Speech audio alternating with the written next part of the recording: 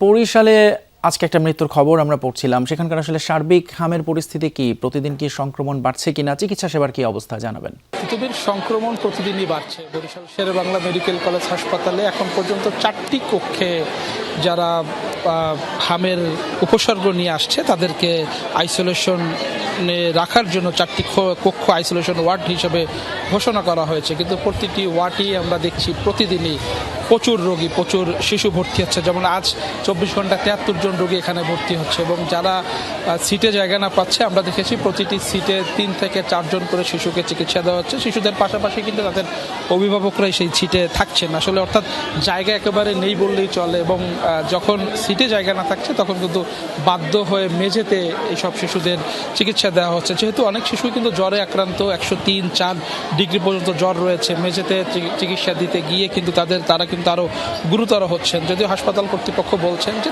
তারা তাদের সাধ্যমতো চেষ্টা করছেন এবং চিকিৎসায় কিন্তু অনেক রোগী ভালো হচ্ছে। আজ পুরো বিভাগে 155 জন রোগী সুস্থ হয়ে বাসায় ফিরে গেছেন, ছাড়পত্র দিয়েছেন এবং তারা বলছেন যে সব রোগী মারা যাচ্ছেন, বেশিরভাগ রোগী গুরুতর এবং বাড়িতেই তারা গুরুতর অসুস্থ হওয়ার পর হাসপাতালে নিয়ে আসছেন, এরপরে আসলে তাদের মৃত্যু ঘটছে।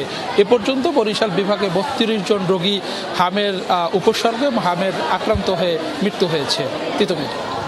অসংখ্য ধন্যবাদ কাউসার হোসেন, বরিশাল মেডিকেল থেকে জানাচ্ছিলেন সেখানকার হামের সর্বশেষ পরিস্থিতি।